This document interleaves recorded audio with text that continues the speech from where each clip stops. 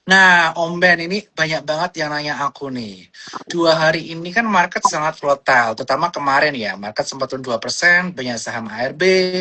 Kemudian hari ini hijau, terus sempat merah, terus hijau lagi. So, what happening to the markets in current situation, Om Ben?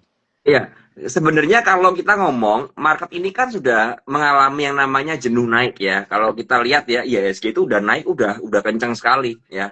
Udah naik Ya, terus, naik terus, naik terus. Nah, kalau saya lihat kan ini memang gejolak geopolitik, terutama ya Presiden Amerika Serikat Donald Trump ini kan suka bikin yang aneh-aneh ya, termasuk ya, dalam tanda kutip mengkudeta Presiden Venezuela kan, yang terakhir ya. kemudian dia juga mau nyaplok Greenland, kemudian sekarang Iran ya yang diincar Iran karena Iran kan lagi rusuh kan di sana. Karena itu menurut saya itu dia yang dimanfaatkan untuk di dalam market kita alasannya supaya turun. Karena kalau tiba-tiba turun nggak ada alasannya kan nggak nggak apa ya nggak lucu gitu loh, tiba-tiba market kenapa turun Oke. nih ya, semuanya baik, nah marketnya turun. Nah itu yang pertama. Dan yang kedua adalah kita ngerti bahwa rupiah kita ini all time high. Masalahnya all time high-nya ini nggak bagus ya, nggak kayak IHSG, tapi melemahnya all time high terhadap USD ya. Dan itu membuat seperti ada story yang bisa mendukung bahwa iya wajar kalau marketnya terkoreksi seperti itu. Tapi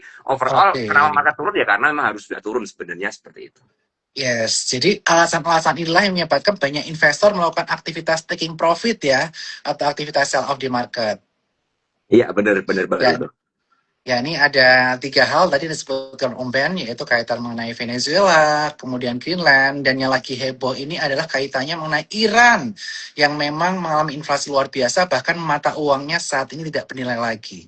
Bahkan saat ini, Om Ben, 1 rupiah itu udah bernilai lebih dari 60 Iran. Jadi Iya, kalau kita ke betul. Iran, kita jadi orang kaya nih, Om Ben. Iya, tapi kamu mau ke Iran nggak sekarang? Oh enggak lah, dengan kondisi Nah, kayak gini problemnya kan jangan-jangan. problemnya kan di situ. Jadi ya sebenarnya memang ya Amerika memanfaatkan kerusuhan. Nah, saya yang mau garis bawahi yang agak sedikit berbahaya adalah dengan adanya gejolak geopolitik yang tidak menentu ini, ya kan, maka akan banyak pihak-pihak yang memanfaatkan untuk pump and dump di dalam market kita. Dan kita ngerti market kita ini kayak gorengan banget ya, indeks kita ya. Kalau teman-teman lihat di chart Hmm. intraday-nya tiba-tiba naik ya, terus turun pelan-pelan pelan-pelan, longsor, ya kan, longsor, kemudian naik lagi merah dan akhirnya ditarik, closing-nya ditarik lagi. Ya. Jadi ini yang menurut saya teman-teman harus berhati-hati karena kalau nggak hati-hati teman-teman akan menjadi korban ya.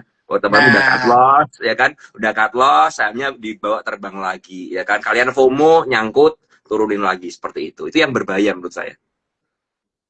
nah, dikala market berbahaya dan tentu saja ini yang menjadi area pertandingan yang tidak enak ya buat kita para trader.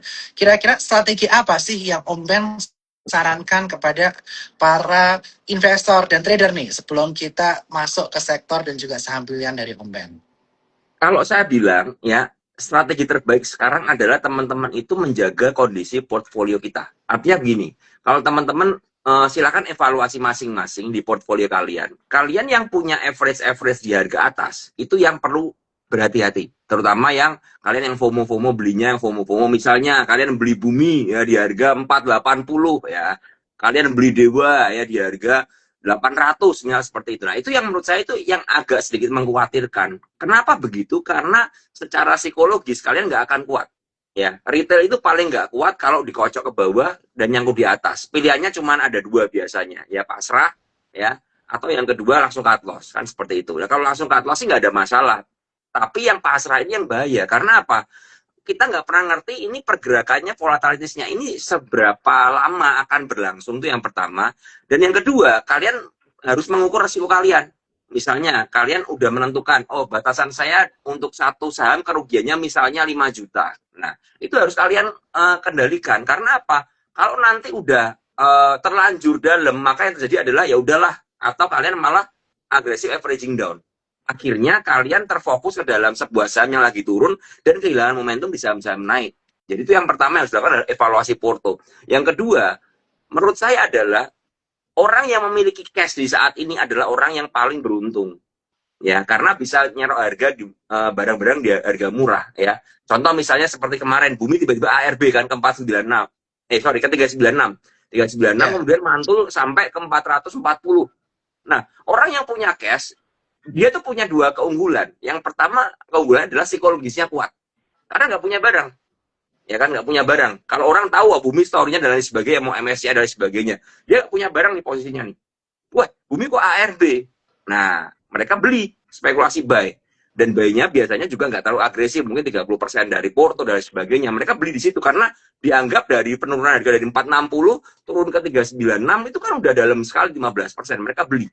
Ya, itu keunggulan pertama. Keunggulan yang kedua adalah karena punya cash, maka bisa belanja. Entah teman-teman yang mau nge-swing atau mau averaging up, memanfaatkan apa? Panic sell tersebut. Nah, yang paling celaka adalah yang udah nggak punya cash. Ya, isinya panic sell, mereka cut loss, setelah cut loss, rebound. Akhirnya apa? Yang dua lagi yang kena, mentalnya kena, cash-nya hilang, berkurang, portonya menyusut. Ini menurut saya sangat berbahaya. Jadi strateginya seperti itu menurut aku. Oke, jadi strategi yang pertama kita evaluasi porto ya Om ya. Ya, Jadi kita lihat mana porto yang bisa kita hold atau yang sebaiknya kita cut loss. Dan kemudian yang kedua yang paling penting adalah kita sebaiknya saat ini harus ada cash ya. Sehingga nanti ketika ada good opportunity, ketika marketnya rebound, kita ada opportunity untuk melakukan take position pada saham atau sektor pilihan kita. Nah, kemudian Om Ben. Nah, nanti kan di bulan Februari ini kan juga ada MSCI rebalancing.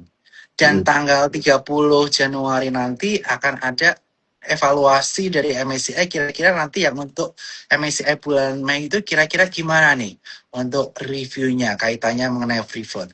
Apakah ini juga salah satu hal yang bisa kita perhatikan dalam bulan ini, Om Ben? Sebenarnya hampir pasti sebenarnya menurut saya ya free float itu nggak akan disetujui. Karena apa? Kalau free float itu sampai terjadi ya harus aturannya diberlakukan yang baru ya, free float yang baru. Maka yang kena itu juga bukan cuma saham konglomerasi, saham big bank juga kena, terutama BBCA. Ya, BBCA, BUMN semua akan kena dan itu akan menyebabkan kalau sampai terjadi pasti akan panik sell. Ya, jadi menurut saya pihak dari bursa kita juga nggak akan setuju seperti itu karena kan tiba-tiba berubah kan seperti itu kan. Tapi kita Ya. harus mempersiapkan kemungkinan terburuknya. Kalau sampai itu Oh, terjadi, apa yang harus kita lakukan? Nah, ini yang makanya saya tadi bilang, teman-teman yang punya average atas itu yang paling berbahaya. Ya, karena worst case skenario-nya adalah misalnya terjadi, maka akan terjadi koreksi massal pada saat pengumuman tersebut. Ya, ini yang menurut saya sangat berbahaya sekali. Makanya kalian kendalikan portofolio kalian, ya. Kendalikan benar-benar manfaatkan kalau ada rebound, mulai reduce yang average atas, ya kan, yang average bawah kalian mau taking profit sebagian itu nggak ada masalah. Ya, jadi itu yang menurut saya kan, jadi gini, kita sebagai investor tuh kita harus merespon terhadap apa yang ada di market. Ya, kita nggak bisa kontrol lah. Ya, mereka mau free float, mau diberlakukan, mau enggak, kita nggak bisa kontrol. Kita hanya bisa menganalisa kira-kira akan kejadian atau enggak sih. Nah, sekarang skenario-nya kalau ya. kejadian gimana? Kalau nggak kejadian ya everybody happy kan, seperti itu kan. Kalau kejadian gimana? Nah, teman-teman harus siap dengan resikonya itu. Nah, resikonya apa ya? Oh, Breakdown-nya akan cukup dalam ketika kalian punya average atas, seperti itu. Gitu. ya, ya. Jadi intinya saat ini saatnya kita untuk evaluasi portofolio dan kita harus perhatikan risiko di bulan Januari akhir ini tanggal 30 Januari kaitannya mengenai pengumuman MSCI ke depannya seperti apa untuk aturan MSCI rebalancing per bulan Mei nanti. Nah, kemudian nih, sekarang kita akan bahas mengenai sektor yang menarik di tahun 2026 ini. Seperti kita ketahui di tahun 2025 ini market di second half, terutama di kuartal terakhir naiknya cukup signifikan ya, Om Ben ya. Iya, betul. Bahkan dilanjutkan dengan Januari Effect hingga menyentuh area 9.000 sesuai dengan target Bapak Purbaya. Akan tapi di tahun 2026 ini akan ada tantangan juga kaitannya mengenai OpenAI yang valuasinya cukup tinggi di perusahaan Amerika Serikat sana, walaupun sebetulnya juga ada peluang. Peluangnya apa? Peluangnya adalah kaitannya mengenai peluang suku bunga yang berpotensi bisa 2 kali menurut riset ekonom dari Sekolah Sekuritas. Ya, ini masih ada 2 kali penurunan suku bunga di Amerika Serikat dari 375 ke 325. Walaupun Amerika Serikat sendiri juga saat ini sedang gonjang-ganjing nih kaitan diinvestigasinya Ketua The Fed, ya ini Jerome Powell. Bagaimana pandangan Om Ben kaitannya mengenai sektor yang seksi untuk kita perhatikan di tahun 2026 ini? Silakan Om Ben. Kalau saya bilang ya sektor yang seksi masih di konglomerasi, itu yang pertama ya. Dan yang kedua adalah sektor pertambangan mining ya. Mining kita lihat nikel-nikelan terutama nikel emas ya itu sangat seksi sekali ya. Kemudian ada aluminium juga ya seperti ADMR seperti itu juga sangat oke. Cuman konglomerasi ini ada saya baca di komen kenapa saham Pak PP turun terus. Nah, ini yang mesti teman-teman ketahui. Ya, teman-teman harus paham bahwa di dalam market ini ada yang namanya siklus ya. Ketika sebuah saham bergerak naik, dia akan mencapai puncaknya. Ya, karena apa? Nggak mungkin orang beli terus ya kan, sama seperti tadi yang Bernard bilang kan, ada AI di Amerika pasti akan jadi yang namanya koreksi di AI. Karena apa? Karena mungkin dirasa fundamentalnya udah nggak make sense ya kan, atau orang-orang yang beli di bawah merasa wah gue udah cukup nih ya kan, masa orang beli nggak boleh taking profit. Nah, itu yang jadi problem kan. Nah, kalau kita ngomong ya saham Pak PP ini kan memang 1 bulan belakangan ini kan lemes banget ya, lemes. Kita lihat BRPT ya, BRPT udah 2.700-an ya, cuan udah di bawah 2.000, CDIA juga di bawah 1.500 sempat kalau nggak salah, atau 1.600 ke bawah ya kan, seperti itu ya. Yang paling kuat cuman Petro ya, yang lain udah terkapar semua ya, kecuali Brand lah, Brand masih di angka 9 ribuan. Nah, ya itu wajar banget ya, karena terjadi yang namanya ada orang-orang yang udah beli di bawah yang mereka taking profit. Nah, kalau kalian masih berpikir saham-saham Pak PP ini bakal terus naik ya, ya itu menurut saya sangat konyol sekali. Ya, memang ada kemungkinan untuk terus naik, tapi kan udah ya secara market udah terlalu gede juga kayak Brand. Kalian nggak mungkin dong berharap Brand bisa 12.000, 13.000, itu agak sedikit konyol tanpa didukung oleh fundamental story yang benar-benar kuat. Karena apa? Marketnya udah gede banget gitu loh. Brand udah nomor 1 di Indonesia kan, marketnya kan 1.200 triliun kan.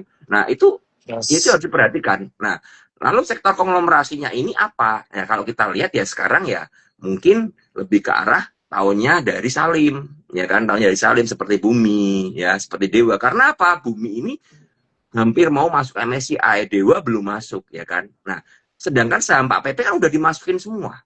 Cuan udah masuk, Brand udah masuk, Petro paling ya bisa juga masuk yang global standar, ya kan. Kalau udah masuk semua ya mau apa lagi, kan seperti itu, ya kan. Nah, itu wajar ada koreksi. Nah, sedangkan seperti Bumi Dewa ini kan lagi hot-hotnya ya, belum masuk. Jadi ada kepentingan untuk dimasukkan juga. Itu yang pertama. Kemudian juga kalau kita lihat Sinarmas ya, Sinarmas ada INKP ya. INKP yang mungkin ya banyak dibahas orang, udah 10.000 aja tiba-tiba kan, udah 10.000 aja. Nah, ini yang mesti ada rotasi seperti itu ya.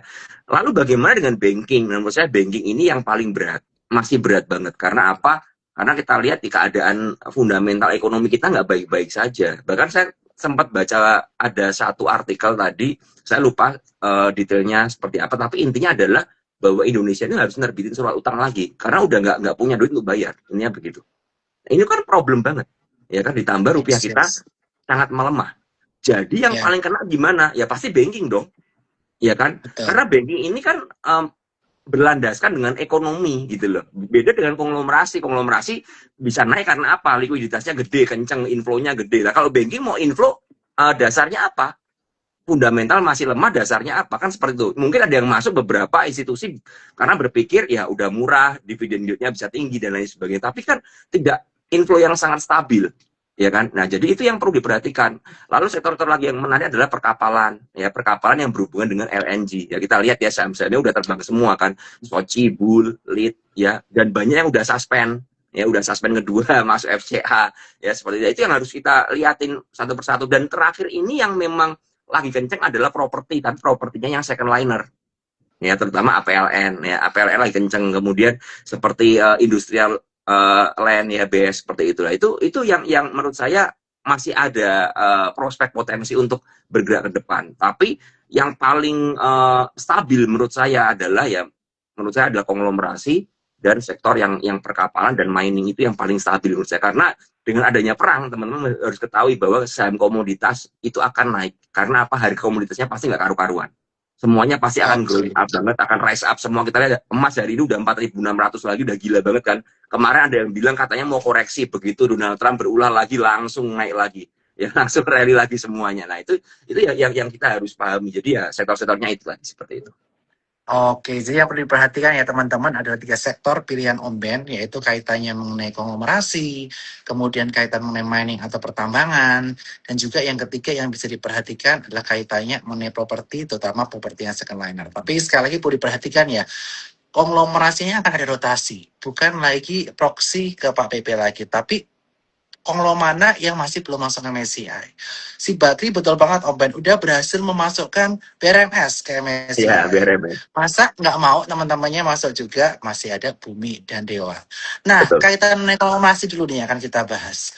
Hari ini kita digemparkan atau beberapa belakangan ini. Selain grup kaitannya mengenai Bakri yang cukup berkelimpangan naik, adalah saham-saham kaitannya mengenai Pak Boy Thohir. Ya, Kira-kira bagaimana pandangan Om Ben kaitannya mengenai saham-saham Pak Boy Thohir yang akhir-akhir ini sedang manggung? ya.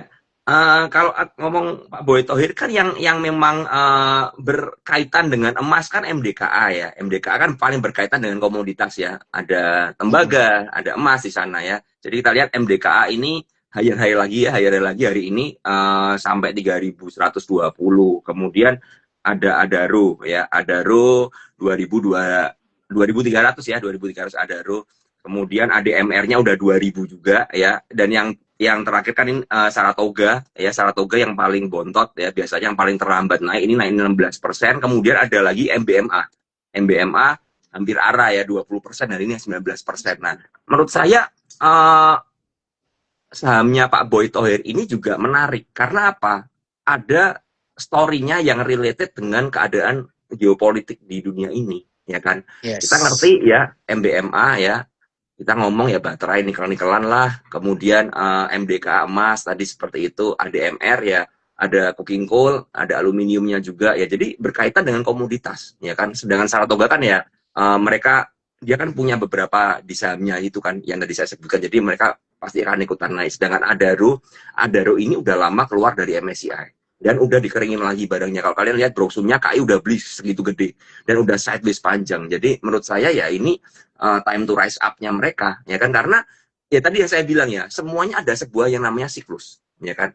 Ada siklusnya Ya, ketika ya, ya. saham ini koreksi panjang ya, sideways, nggak diminati orang, ada saatnya saham ini mulai menanjak naik. Nah, bagaimana kita sekarang melihat yang mulai naik-naik ini, kita jangan sampai kelewatan. Kan ininya begitu ya. Kita tinggal Ya, cari di ya. mana entry-nya ya, di mana support kuatnya ya, pakai chart weekly misalnya bisa ya, kalian bisa mulai entry bertahap di sana.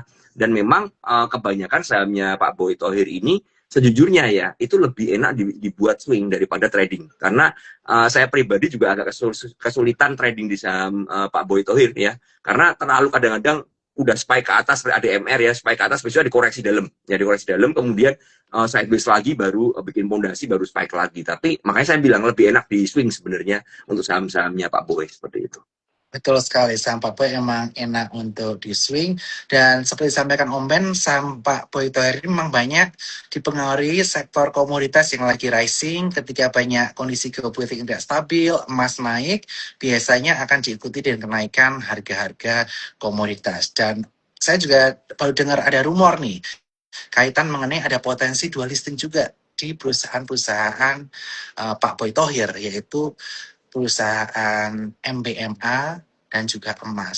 Jadi bisa diperhatikan dua saham itu atau yang related sama dua itu. Misalnya, oh induknya MBMA sama emas kan si MDKA. Itu bisa diperhatikan. Nanti teman-teman atur trading plan-nya sendiri. Kemudian Adaro juga good banget tuh. Karena dia baru keluar dari MSCI dan dia baru breakout juga ya. Secara teknikal untuk saham-saham Pak Boy, Adaro dan MDKA juga bisa diperhatikan. Tetapi sekali lagi trading plan diatur masing-masing. Jangan lupa buka rekening Sukor untuk lihat live kita secara mendetail, rekomendasi dari grup kita, dan juga teman-teman yang belum ikut PPC untuk pengen tahu stock pick harian dari Om Ben bisa join grup Om Ben ya, atau bisa subscribe juga channelnya Om Ben. Om Ben juga ada subscription di channelnya. Gitu. Nah, selanjutnya nih, saham yang ikut terseret turun dengan turunnya konglomerasi Pak PP itu adalah grupnya Pak Happy. Apakah di tahun 2026 ini masih ada potensi di grupnya Pak Happy yang proxy itu energi, terutama oil and gas? Karena kita melihat Venezuela ini merupakan negara penghasil minyak, Iran juga. Jika kedua negara ini ada kendala dan geopolitik di timur yang memanas, potensi harga oil juga bisa naik. Silakan, Om Ben. Ya, kalau kita ngomong ya memang sebenarnya kan Pak Pepe sama Pak Happy ini kan kayak hoping ya, sohib banget ya. Mereka bikin Ya, project bareng ya, mereka bikin kerjasama di beberapa emiten juga ya saya lihat ya. Nah, cuman permasalahannya adalah karakter keduanya ini mirip sebenarnya ya. Kalau naik naiknya kenceng, kalau turun turunnya dalam. Ya kita lihat ya Raja sama Ratu ini cukup ya turunnya cuma lumayan dalam ya. Raja ini sampai 6.000 berapa tadi terakhir tuh saya lihat. Ya. Wow sampai 6.400 ya, 6.500 ya. Low-nya di 6525 di situ ya. Nah, Yes. sedangkan harganya dari 3 hari yang lalu nih 8.400 tertingginya. Jadi bener-bener ekstrim Ya, banget. ya. Nah, ini yang tadi saya bilang teman-teman harus berhati-hati kalau teman-teman melihat pergerakannya volatile seperti itu ya. Kalau misalnya FOMO harus disiplin ya, harus Ya, disiplin. Ya, tapi secara long term ya sahamnya Pak Happy, Raja dan Ratu ini oke. Ya, apalagi kan related dengan terus. dengan minyak kan. Dan saya juga dengar katanya juga mau ada IPO ya untuk dari Raja ya. Nah, mungkin Bernard Betul. lebih Dan paham kan, lebih paham usahanya, soal itu kan. Nah, itu menurut saya justru ketika koreksi dalam seperti ini teman-teman ya, teman-teman ini manfaatkan untuk nyicil ya.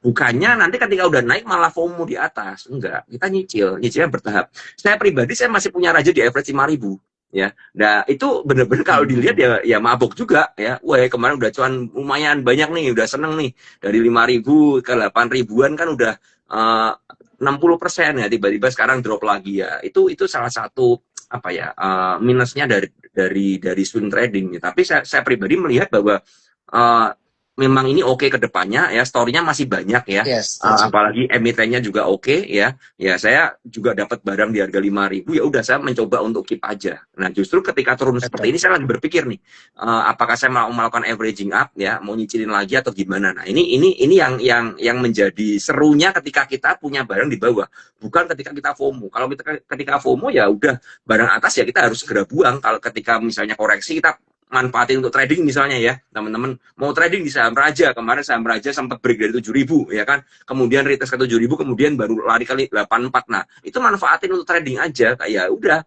begitu dia jebol di area tertentu kalian merasa resikonya gede udah cut langsung ya, sehingga apa, teman-teman nggak nyangkut di atas, tujuannya amanin amanin cash. Di bawah kalian mikir lagi, wah ini oke nggak nih, sekarang Raja udah ada di MA 20-nya nih, uji MA 20, kalau misalnya kuat reject. Nah, ini gimana nih? Apakah saya mau entry atau enggak? Nah, ini menjadi pertimbangan buat teman-teman supaya teman-teman apa? Psikologisnya kuat. Ya kan, kalau ISG-nya lagi lompat-lompat kayak kanguru seperti ini, naik turun ya teman-teman harus siap juga dengan kondisi seperti itu. Ya, jadi menurut saya Raja Ratu oke sih, cuman memang Raja ini lebih bagus daripada Ratu ya akhir-akhir ini ya. Saya juga nggak ngerti secara flow Yes. juga lebih bagusan Raja ya. Ratunya ini Ya, secara TA juga dalam juga nih ya, dari harga berapa nih, 12 ya. ribuan ya, turun sampai Mm-mm. 8.500. Cuman memang posisi sekarang udah mulai dekat support nih ya, untuk Ratunya juga udah mulai Ya, dekat support di sekitar 83 84 ya. Nah, ini yes. mungkin teman-teman bisa bisa analisa kembali ya, analisa ulang apakah masuk dengan risk appetite teman-teman ya. Kalian pertimbangan karena memang likuiditasnya berbeda ya. Raja barangnya Mm-mm. lebih lebih sepertinya lebih lebih liquid ya dibandingkan Ratu yang lebih kering ya. Kalau ada guyuran kan kalian lihat dari Ratu turunnya itu seperti nggak ada beatnya yang nahan sama sekali, karena memang keadaan barangnya Ya. berbeda ya. Jadi kalian silakan risknya dipertimbangkan masing-masing seperti itu. Yes, untuk Raja saat ini sudah dekat dengan MA 20 di kisaran 6.500 ya. Dan area support pullback area breakout-nya sebelumnya itu di kisaran area 5.900. Jadi teman-teman bisa perhatikan, dan betul sekali memang Raja ada story kaitannya mengenai yang pertama IPO anak usaha yang udah banyak beredar di media ya, berpotensi di Q2 tahun ini. Dan kita juga bisa melihat kaitannya dengan Raja ini secara valuasi memang jauh lebih murah dari Ratunya, di mana di PI angka 70 dan PBV 8 kali, kalau sedangkan Ratu itu di PI 91 kali dan PBV 31 kali. Jadi kembali lagi, disclaimer on, segala keputusan jual beli ada di tangan nasabah masing-masing. Nah, kemudian kita juga saat ini sedang ramai nih kaitannya mengenai properti-properti seperti disampaikan oleh Om Ben. Ada properti second liner seperti Trin atau Bufa, dan juga ada kawasan industri kaitannya mengenai Gija. Nah, bagaimana pandangan Om Ben mengenai saham properti second liner dan juga saham properti kawasan industri? Kalau ngomong kawasan ini, saya ngomong second liner dulu ya. Second liner ini yang paling fenomenal APLN ya. APLN ini juga saya sampai sekarang belum ngerti. Mungkin nanti Bernard bisa menambahkan ya. Ini story behind-nya apa? Kok tiba-tiba volumenya meledak kayak kan kenceng banget dalam 3 hari terakhir ini dari harga 110 udah mencapai 200 lebih. Artinya udah naik naik 100% nih dalam 3 hari ini ya. Dan kayaknya ada potensi besok kena UMA ini untuk biasanya kan kalau naik kenceng gini kena UMA kan. Kita lihat ada potensi kena UMA untuk APLN ya. Nah, itu menurut saya untuk teman-teman yang beli di atas ya, kalau sampai kena UMA ya teman-teman harus berhati-hati karena biasanya UMA itu sedikit merubah pola pergerakan ya. Kalau dia menguji misalnya sekarang crossing 200, 204 ya, kemudian besok mencoba uji 214 nggak bisa break ya, kemudian bentuk jarum di atas ya berarti itu memang udah membentuk resist ya di 214-an seperti itu sampai 220. Nah, ini yang mesti teman-teman perhatikan ya, entry-nya jangan sampai nyangkut di atas. Justru nanti ketika dia membentuk konsol lagi atau udah beristirahat, nah ini kita manfaatkan ya, kita manfaatkan dengan stop loss yang ketat di situ. Misalnya ya teman-teman, dia konsol di area 190-an ya, sideways di sana ya. Ya udah teman, kalau mau entry ya manfaatkan aja, tapi ketika jebol lower low ya teman-teman harus siap-siap exit kan seperti itu ya. Jadi untuk second linernya dari properti yang paling nomor satu menurut saya adalah APLN. Kemudian ada Asri ya. Asri ini juga udah berhasil keluar dari box sideways-nya ya.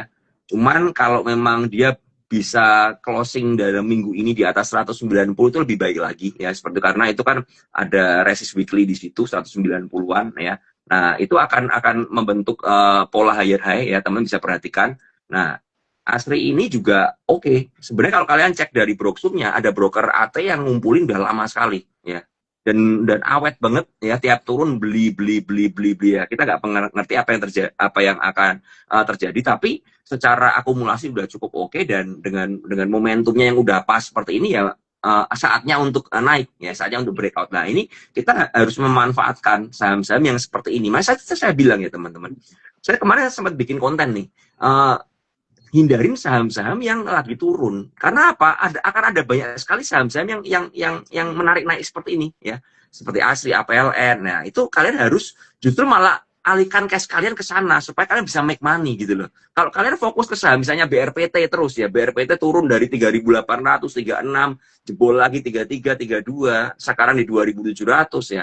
Kalian nyangkut di 38 misalnya seperti itu, kalian averaging down terus di sana, maka kalian akan bobotnya berat di saham yang lagi turun, momentumnya lagi turun, artinya apa? Sellernya kenceng, ya kan? Nah, itu akan membuat porto kalian tetap drag down ke bawah, sehingga malah kalian nggak bisa make money di dalam market. Ya, jadi APLN ada Asri. Kemudian kalau industrial lainnya, ya saya lihat base ini belum bisa break ya. Saya lihat base ini belum bisa lolos dari 127-nya ya, selalu mentok di 127 seperti itu ya. Nah, ini berarti masih sideways lagi ya. Jadi menurut saya ya bakal muter-muter lagi. Kemudian saya coba lihat SSIA-nya, sama juga SSIA juga masih kepentok ya di 1900, 1860 itu masih kepentok di situ. Cuman SSIA ini apabila bisa kuat di 1720 ke atas ya, maka dia ada potensi untuk bikin pijakan karena ada MA50, MA20 yang nempel di 1725, 1728 ya. Jadi kalian perhatikan di sana. Kalau misalnya kuat ya oke, kalau nggak kuat ya muter lagi di bawah ya. Jadi harus diperhatikan.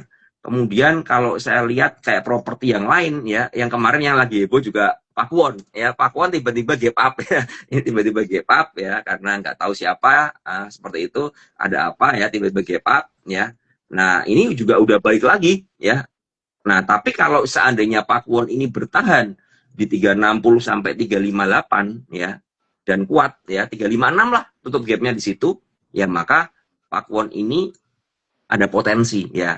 Tapi karakteristiknya sebenarnya Pakuwon ini adalah saham yang lemot menurut saya ya. Dia saham yang lambat. Nah, makanya saya bilang kemarin di tanggal 12 ada spike, itu pasti ada sesuatu ya, mungkin ada apa yang kita nggak ngerti, tapi dengan adanya spike itu malah terjadinya distribusi ya, distribusi gede ya. Jadi ya sudah, makanya jangan FOMO di saham-saham seperti itu. Kalau lihat CTRA menurut saya ya masih sosok aja.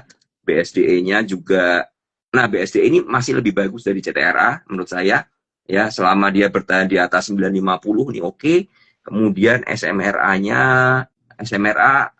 kayak CTRA persis ya, chartnya mirip-mirip, masih belum ya. Cuman memang properti ini ada sedikit booster sepertinya ya. Ya, kita lihat ya. Tapi yang paling memang menonjol adalah APLN dan ASRI ya, yang menjadi jagoan Yes. saya. Jadi TA adalah gambaran dari keadaan di market. Kalau TA-nya udah break ya kita ngikutin aja yang udah break. Yang belum break tungguin aja dulu. Karena kalau kita masuk ke Oke. yang belum break, kita akan masuk ke dalam zona sideways dan itu sangat gak enak banget. Ya, pasti pergerakannya juga akan lamban seperti itu.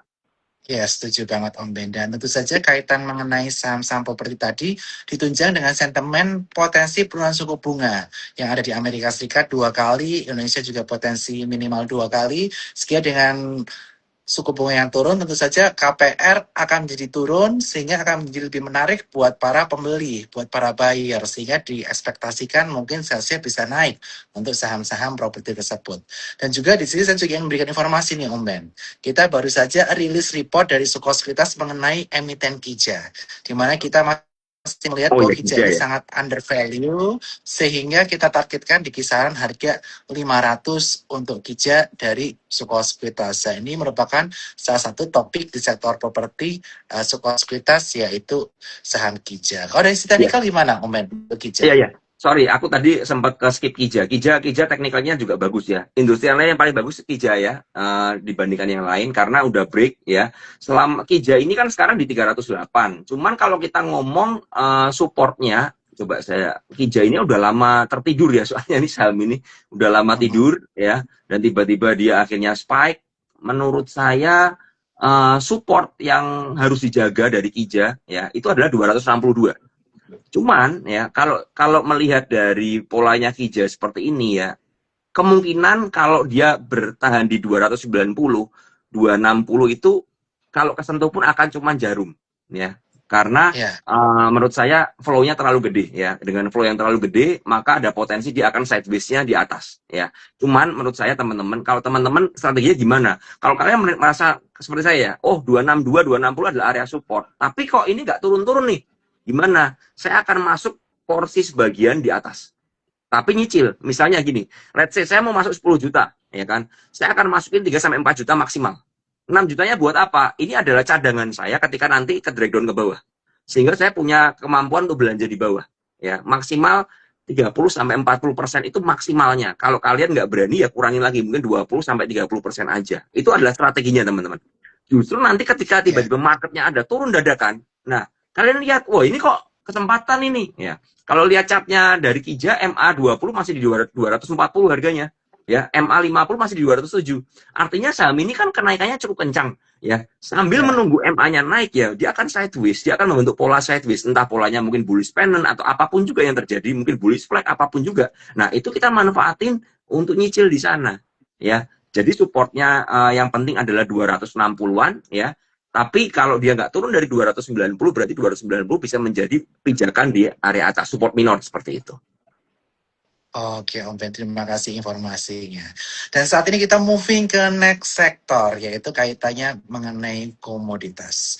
Kira-kira komoditas apa sih yang menarik? Either coal, nikel, emas, atau apa? Dan sahamnya kira-kira apa nih Om? Silakan.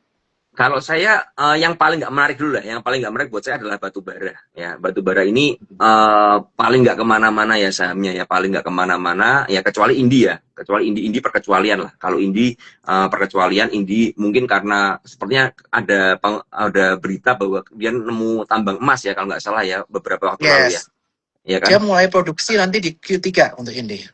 Nah, itu yang Tambang emas. membuat Indi ini berbeda dari saham batu bara yang lain ya. Pasti ada booster Ya, sesuatunya. Karena kalau batu bara kita lihat PTBA juga ya naik tapi masih gitu-gitu aja. ITMG-nya juga menurut saya belum ya kan.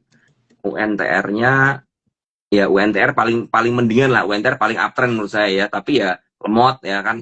Jadi kalau dibilang sektor yang paling saya kurang suka di dalam mining adalah batu bara, tapi yang paling saya suka sebenarnya yang pertama adalah emas dan nikel. Ya, itu yang paling paling top ya, topnya. Kalau ya, sahamnya ya kita ngerti MDKA nomor satu ya, MDKA nomor satu. yes. Kemudian kalau kita lihat juga harta. Harta ini nggak banyak dibahas ya, barangnya kering, tapi TA-nya cakep banget. Ya, TA-nya oke banget. Dia berhasil break dengan gap ya.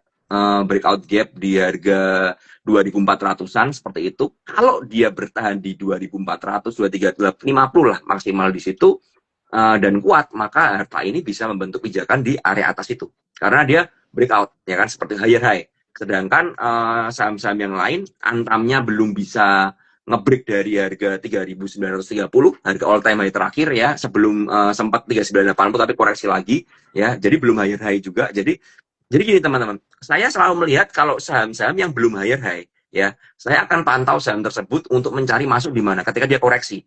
Tapi kalau sebuah saham udah higher high ya, saya biasanya lebih berani beli di saham tersebut, ya kan. Jadi saya bagi dua di saham-saham sektor emas-emasan ini, mana yang udah higher high, mana yang breakout, mana yang belum. Nah, yang belum ini gimana strateginya? Ya, saya kalau mau masuk ya, saya akan masuk sebagian aja. Lebih sabar. Karena apa? Kalau dia belum nge-break ke atas, teman-teman, maka dia akan sideways. Ya, akan ya bikin pijakan dulu sebelum dia punya power untuk break ke atas. Nah, yang belum break kan ada Antam. Antam belum break ya. Antam belum break. Archie juga belum bisa break dari harga 1.800-nya ya. Archie belum break dari 1.800 seperti itu. Cuman Archie kalau kuat di sekitar 1.670-an itu oke ya, oke banget ya untuk bikin pijakan ya. Tapi nggak ngerti akan dikasih atau enggak karena masih sideways di atas. Kemudian kalau kita lihat ada saham emas ya, saham emas ini juga paling volatile ya karena ini barangnya juga kering ya, seperti itu, bid offernya tipis ya, jadi kalau ada seller gede dia longsor ya. Tapi saham emas kalau di atas 53 menurut saya 5.300 oke ya. Jadi top targetnya saya adalah di MDKA ya, kemudian ada di Harta, kemudian baru Antam dan baru Archie ya, sisanya emas palingnya. Tapi yang paling saya hindarin di saham emas-emasan adalah PSAB. Ya, PSAB ini yang paling menurut saya nggak jelas gerakannya. Saya juga nggak ngerti kenapa begitu ya. PSAB ini yang paling sideways-nya masih lebar banget ya, dan belum kemana-mana. Nah, kalau yang belum kemana-mana ini, saya lebih nggak akan mantau ya. Saya akan pantau yang tadi seperti itu ya. Jadi itu untuk emas. Kemudian nikel-nikelan yang paling menarik adalah Inco, jelas ya. Inco nomor 1 ya. Inco high terus ya. Kemarin saya sempat bikin video ya, supportnya di 5657 ya, dia sempat menguji sampai 58 ya, dan kemudian rebound sempat high-nya di 6968 tadi, sekarang closing di 6575 ya. Jadi Inco menarik ya seperti itu. Cuman ya kembali lagi, entry-nya diperhatikan. Entry justru ketika dia terkoreksi menguji supportnya, kan seperti itu ya. Jadi itu untuk Inco. Kemudian yang kedua di sektor nikel-nikelan, ada apa lagi ya? Nikel-nikelan Bernard. Aku sampai lupa. Nikel ada apa? MBMA. Oh ya, MBMA. Ya, MBMA. Ya, MBMA nih hari ini kenceng ya. Hari ini kenceng ya.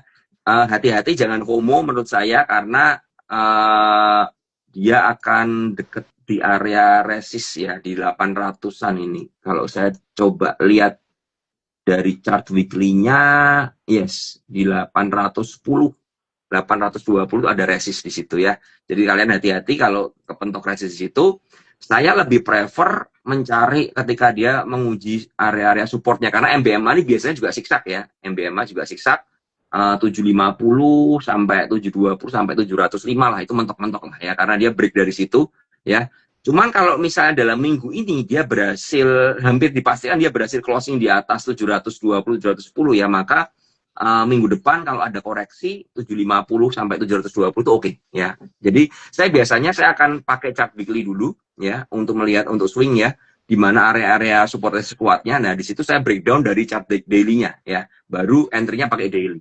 Dan ingat teman-teman, untuk MBMA, MA20, MA50-nya di harga 590 alias jauh sekali dari harga sekarang. Ya, maka kalau misalnya dia nanti akan sideways dan lain sebagainya, ya itu sangat wajar sekali ya, karena kenaikannya hari ini cukup kencang ya. Setelah dia sideways, dia naiknya kencang. Malah menurut saya yang lebih enak seperti Inco naiknya. Inco itu ada rally base rally-nya, jadi kita bisa entry-nya gampang. Kalau entry-nya yang model MBMA begini ya, wah ini udah kebingungan nih, naik 20% begini ya, udah kurang nyaman ya, secara psikologis kurang nyaman. Tapi kalau untuk untuk Inco lebih enak lagi menurut saya.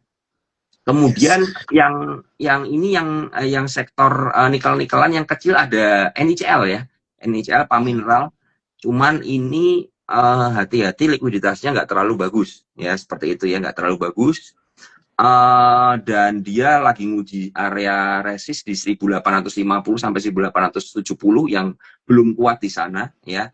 Kalau nggak kuat, hati-hati ada potensi koreksi dulu ya. MA20-nya juga 1342 masih jauh banget ya. Jadi itu kalian bisa pantau aja dulu. Cuman menurut saya untuk entry di sekarang itu resikonya lebih gede dibandingkan rewardnya ya. Kemudian ada Ya. lagi DKFT ya. Ya. DKFT ini menarik di harga sekarang karena dia di 870-an dia ngebase di sana. Ya, kemarin sempat ya marketnya koreksi dalam, dia sempat bikin jarum tapi dia closingnya balik di atas 870. Ya. Dan ini kalau 870 sampai 850 ini kuat kebentuk support di sana. Nah, ini kita bisa melakukan entry untuk saham DKFT. Ya, DKFT ini juga menarik ya untuk itu ya. Paling itu aja ya kayak nikel-nikelan ya Bernard ya. Yes, saya setuju banget dengan Om Ben nih, kaitan mengenai yang emas dan juga nikel, aku paling suka juga sama MDKA. Karena dia baru aja breakout area yang cukup kuat dengan volume tinggi di area 2800, itu menjadi pijakan supportnya, dan ditopang dengan perang yang mengakibatkan harga emas naik, dan dia ini termasuk emiten emas yang paling laggard dibandingkan dengan kayak Archie, kemudian saham-saham lainnya yang udah rally duluan seperti BRMS, MDK ini paling record.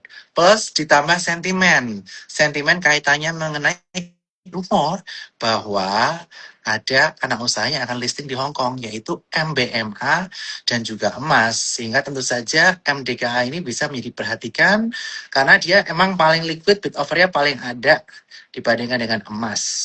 Kalau yang kedua pilihan saya malah MBMA karena dia baru breakout di area kisaran 705, baru breakout hari ini, tetapi cari pijakan di dekat-dekat situ dan mudah-mudahan ini akan menjadi sentimen yang bagus. Hari ini volumenya juga tinggi banget untuk MBMA. Tapi Om Ben, kalau untuk call selain ini tadi, aku juga suka satu nih, yaitu call infrastrukturnya. Pasti Om Ben udah lihat ya di live saya, yaitu RMKE. Oh ya RMKI suspend besok buka. Besok belum tuh buka, soalnya suspend ketiga. Oh, Jadi ini yang ketiga RMKE, ya? ya suspend ketiga. Jadi RMKE ini potentially Oh, akan anjir. suspend antara 5 sampai 7 hari. Nanti habis itu FCA, dan kalau RMKE ini ditopang kenaikannya karena ada upgrade research dari Sinarmas Sekuritas ke angka 10.000 dan juga di mana peraturan gubernur dari Sumatera Selatan, yang mana di Sumatera Selatan ini untuk pengiriman batu baranya nggak boleh lewat jalan umum lagi, tapi harus jalan yang khusus untuk pengiriman batu bara, which is dia udah menyediakan jalan 30 kilometer, kemudian stasiun angkut, stasiun tuang untuk batu bara di kereta api, dan juga ada jalan 8 kilo menuju port, yang mana ini menjadi peluang di mana tahun 2026 ini diproyeksikan bottom line atau net profit akan naik 4 kali lipat dari 200 miliar ke 800 miliar. Nah Om Ben, aku juga mau bahas yang lagi heboh hari ini. Kaitannya mengenai Om Joni, investor WiFi, dia ternyata juga invest di Fog. Yang mana Fog ini terafiliasi dengan Dupong Chandra, dia udah masuk tri-nya juga udah naik karena Rahayu Saraswati masuk, tiba-tiba Fog ternyata yang menjadi kuda hitam, akhirnya masuk juga nih. Menurut pandangan Om Ben, Joni ini seinfluensial apa? Kok bisa membuat saham-saham yang dia pegang ini mengalami kenaikan cukup signifikan? Terutama yang terakhir trio Trin True Fog, terutama Fog-nya yang baru diumumkan hari ini. Iya, iya, iya, iya. Itu sih menurut saya juga sebenarnya saya itu mantau Volk itu dari harga 70-80-an karena waktu itu ada yang akum terus kan, ada yang akum terus kayak broker-broker tertentu itu seperti kalau nggak salah ada KI ya, KI itu HP dan lain sebagainya itu ada akum di bawah ya.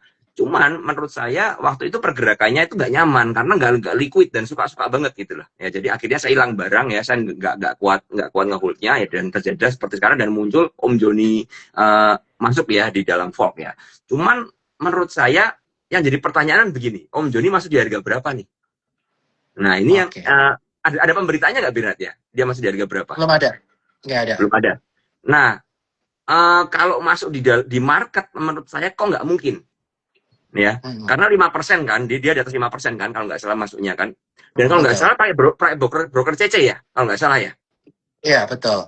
Nah, kalau saya lihat di pasar nego, ya, saya coba track dari Fok itu dari bulan September atau mungkin lebih jauh lagi deh. Saya coba setahun.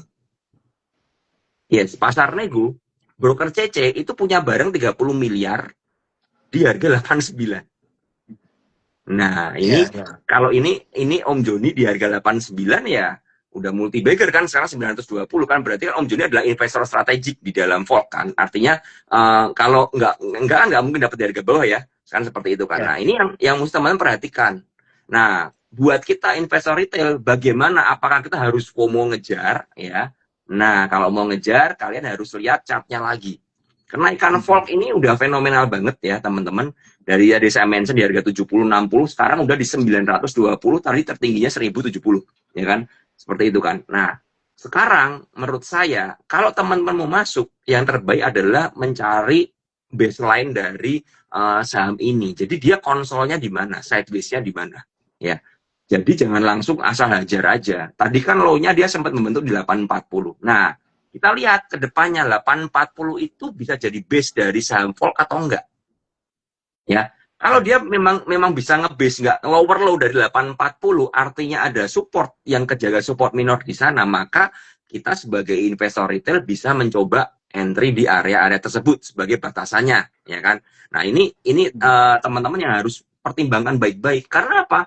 Karena kalau kita ngomong secara TA nggak kelihatan Volk ini chartnya udah nggak bisa dianalisa pakai TA karena ya rally-nya gila-gilaan banget ya. Kalau kita ngomong chart weekly dia support di mana di 780 ya. Ya. Jadi di situ 840 780 kalian pertimbangkan area tersebut untuk batasannya. Kalau dia turun Oke. lagi ya. Nah, ini menurut saya harus hati-hati karena ya kembali ya moving average 20-nya di harga 540 ya.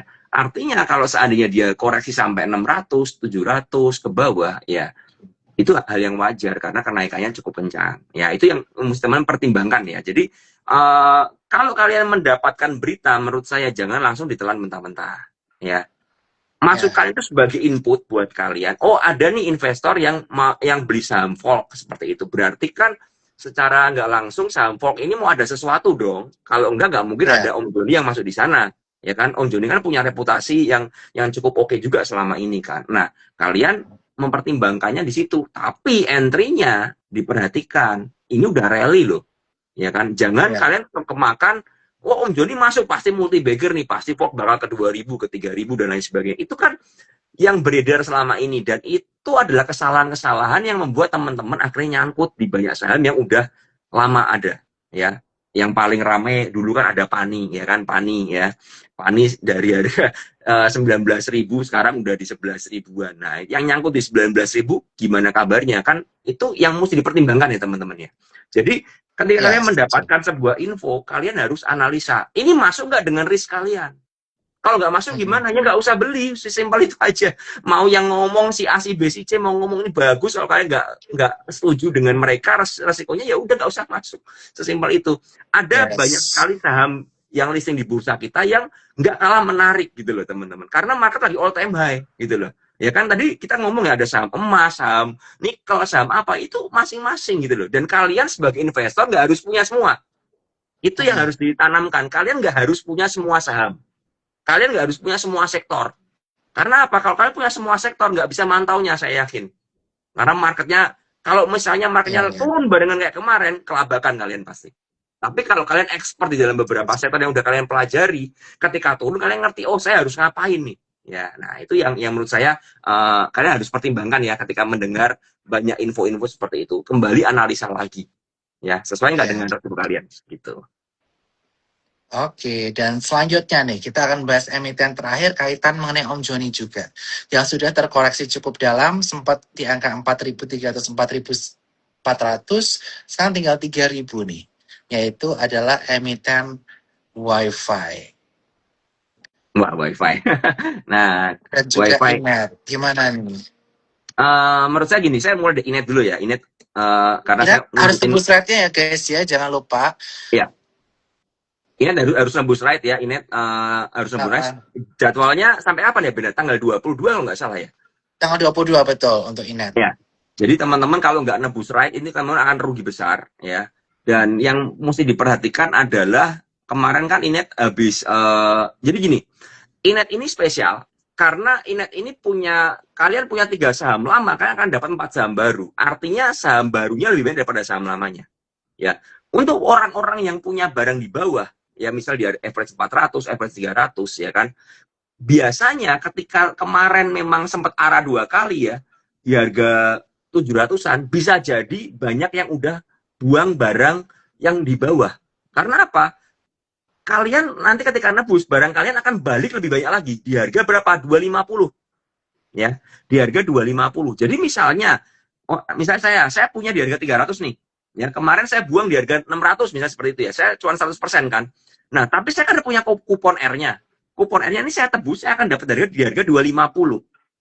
Dengan posisi lot lebih banyak daripada sebelumnya karena 3/4 ya. Misalnya saya punya 3.000 lot Inet, saya bisa nebus 4.000 lot ya, barang saya jadi lebih banyak lagi. Nah, yang perlu dikhawatirkan adalah yang saya harus mempertimbangkannya, kalau orang-orang yang dapat kupon R-nya ini di harga 250 nih, sekarang Inet 500 nih, kemudian mereka berjualan, bisa nggak?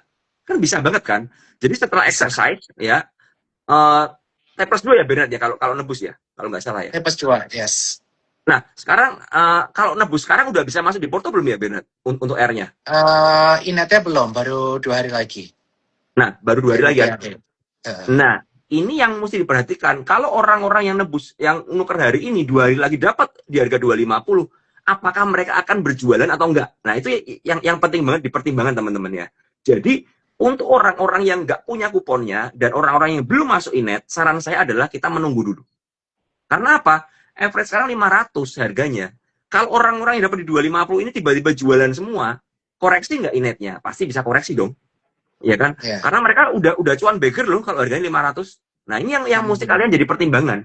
Ya, jadi Inet untuk pemegang saham yang udah lama dapat R, kalian harus nebus ya. Setelah nebus masuk, silakan terserah mau kalian hold, mau kalian jual, itu terserah kalian karena kalian dapat di harga 250 kan. Nah, tapi yang belum masuk menurut saya hati-hati dulu ya. Tunggu aja dulu ya. Sementara banyak saham yang lagi oke ya, Inet masukin watchlist dulu aja lah ya. Kita lihat ketika nanti udah selesai semuanya, R-nya udah selesai, udah close ya kan, kemudian harganya sideways, nah maka kita bisa mempertimbangkan, oh berarti ini udah nggak banyak yang berjualan nih, karena kan nggak mungkin ya saya nebus sekarang, saya jualannya nanti sebulan lagi buat apa? Kalau memang niat jualan kan nggak mungkin gitu loh ya kan. Nah, ini mesti dipertimbangkan. Tapi mungkin ada juga orang-orang investor strategik yang ngekip ya, yang nyimpen dan nggak berjualan. Nah, itu kalau lebih banyak yang nyimpen berarti Inet ini akan lebih menarik lagi. Karena apa? Ketika banyak yang nyimpan berarti orang akan percaya dengan perusahaan Inet ini.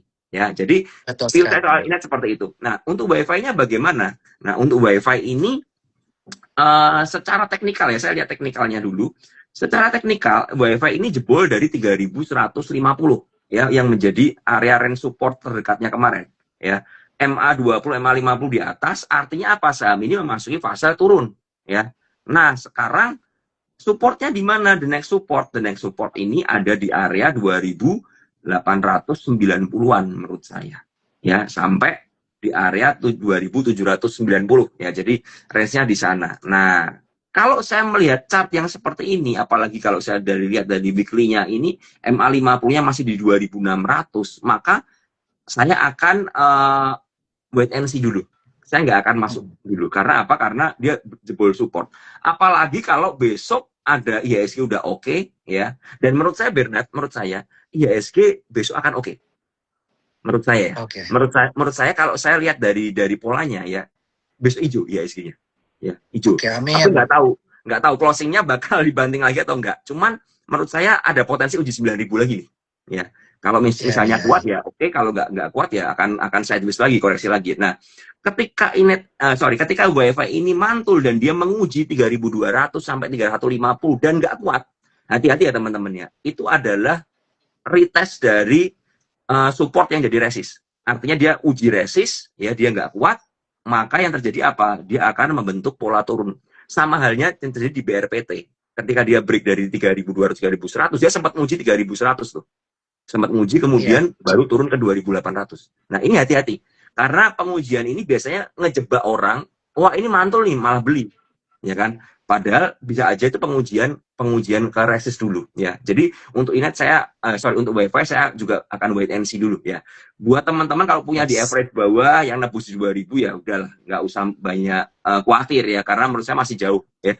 Dan untuk balik ke 2.000 sepertinya dengan fundamental story yang masih terjaga harusnya nggak akan ke sana sih menurut saya ya. Tapi ya kita lihat ya. Tapi saya lebih melihat step by step-nya. Cuman memang waktu kemarin seller dari area 4.400 itu gede sekali sih. Saya juga cukup kaget.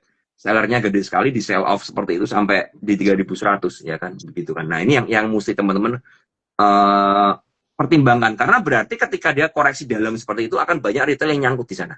Ya, ketika Ya. banyak retail yang nyangkut di sana, kalau nggak ada fundamental story yang mendukung dan kepentingan yang benar yang mendukung untuk saham naik, menurut saya akan sangat susah naik. Dan itu yang terjadi di saham Yes. Pani ketika di sell off dari 19.000 sampai 15.000. Dan Pani susah banget Yes. naik nyentuh 17.000 susah banget. Karena apa? Banyak orang yang nyangkut di sana. Jadi butuh yang namanya saham ini diterlantarkan, dibikin panik sell sekalian, ya retailnya kocar kacir sekalian, bad news dikeluarin semuanya sehingga banyak yang cut loss. Dan di saat yang banyak cut loss ini tergantung dari pihak-pihak tertentu yang berkepentingan mereka nyerokin nggak. Kalau mereka nyerokin lagi ya berarti story-nya masih berlanjut. Kalau mereka membiarkan aja, selesai berarti seperti itu ya. Jadi teman-teman harus Yes. mempertimbangkan gitu.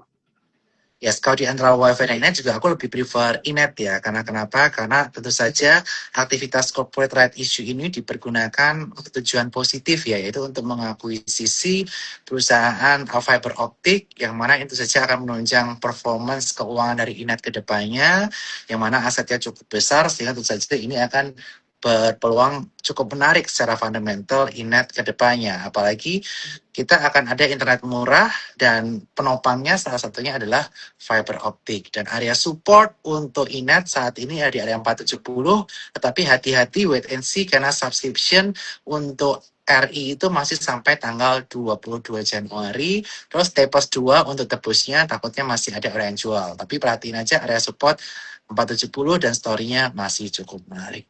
Om Ben, ternyata kita udah sejam lebih nih. Ya, seru ya bahas ya macam-macam tadi ya.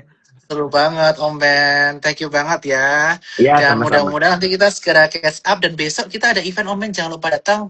Oh, pasti. Saya besok datang. Ya, saya juga pemegang saham Ajak dedek RMKE yang sekalian nyangkut. dong. Kenapa? Ajak dedek sekalian. Wah, nggak tahu Dedek bisa atau nggak lagi sibuk nih Dedek. Saya nanti ajak Dedek yang lain deh. Ya oke deh. Siap, thank you Om Ben ya. Good Dadah. night dan Good semoga night, informasi Bernard. hari ini Dah, bermanfaat. Terima thank kasih, you. bye-bye.